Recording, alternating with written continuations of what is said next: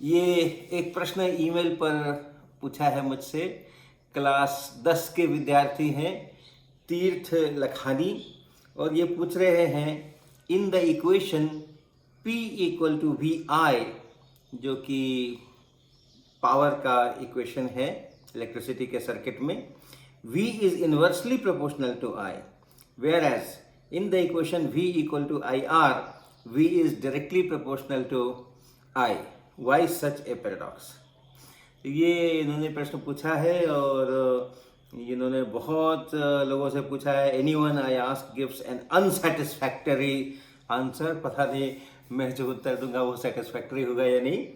तो ये जो प्रश्न है ये बहुत सारे लोग बार बार मुझसे पूछते हैं और हर बार मैं उनको ईमेल पर रिप्लाई करता हूँ।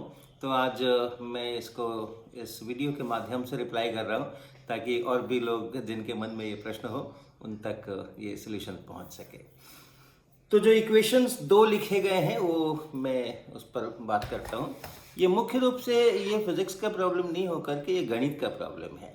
और जब हम प्रोपोर्शनल कहते हैं, इन्वर्सली प्रोपोर्शनल कहते हैं, तो उसका अर्थ क्या होता है गणित के अंदर में, वो वहाँ पे थोड़ा सा भ्रम है, तभी ये प्रश्न इस प्रकार से उपस्थित हो रहा है।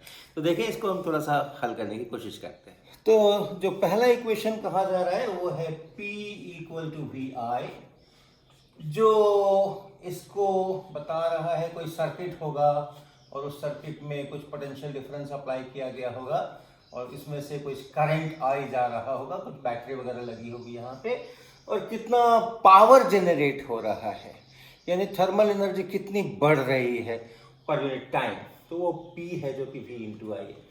और दूसरा इक्वेशन कहा जा रहा है V equal to I R, जिसको ओम्स लॉ कहते हैं हम, वो भी इसी प्रकार की चीज़ है कि इस V में और इस I में और इसका जो रेसिस्टेंस यहाँ है उसके अंदर में ये संबंध है, क्योंकि आप इसको ऐसे लिख सकते हैं P बाई I। तो यहाँ से लगता है कि V is inversely proportional to I, और यहाँ से लगता है कि V is directly proportional to I।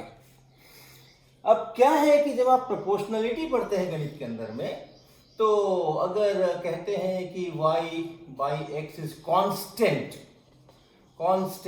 तब हम कहते हैं y is proportional to x। और अगर y 1 बाई एक्स के प्रोपोर्शनल हो जाए तो उसको हम कहते हैं इनवर्सली प्रोपोर्शनल।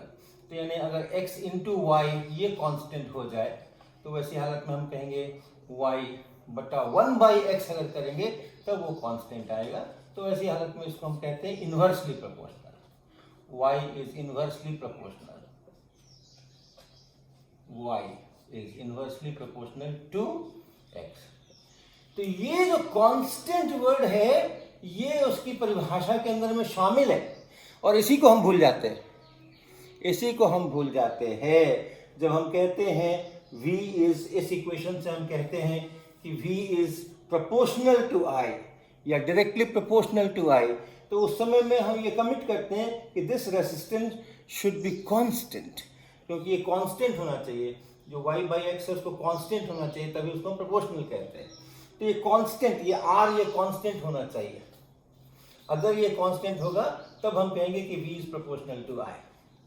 और ये जो कंडीशन है उसमें हम कहते हैं v is inversely proportional to I। तो उसके लिए इसको कांस्टेंट, इस पावर को कांस्टेंट होना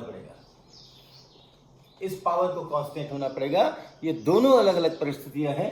अगर आप कहते हैं कि मेरा रेसिस्टेंस फिक्स्ड है, ये कांस्टेंट है, हम v बदलते जा रहे हैं और I को देख रहे हैं, तो ऐसे अगर v और I का रिश्ता देख रहे हैं जबकि R कांस्टेंट है तो ये काम करेगा।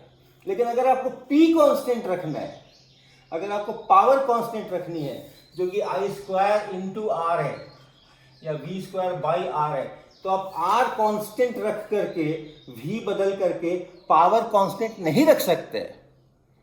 अगर आपको पावर कांस्टेंट रखना है, V स्क्वायर बटा R को कांस्टेंट बनाना है, तो आप V बदलेंगे तो R को भी बदलना पड़ेगा। तो ये इसकी परिस्थिति अलग है और इसकी परिस्थिति अलग है। इसकी परिस्थिति में रेजिस्टेंस कांस्टेंट है और इसकी परिस्थिति में रेजिस्टेंस कांस्टेंट नहीं है, वो पावर कांस्टेंट है।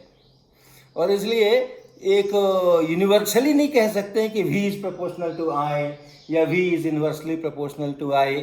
ये निर्भर करता है कि आपके सर्किट में क्या कांस्टेंट है और क्या वेरिएबल है। तो गणित का और फिजिक्स का आपस का बड़ा घना रिश्ता है।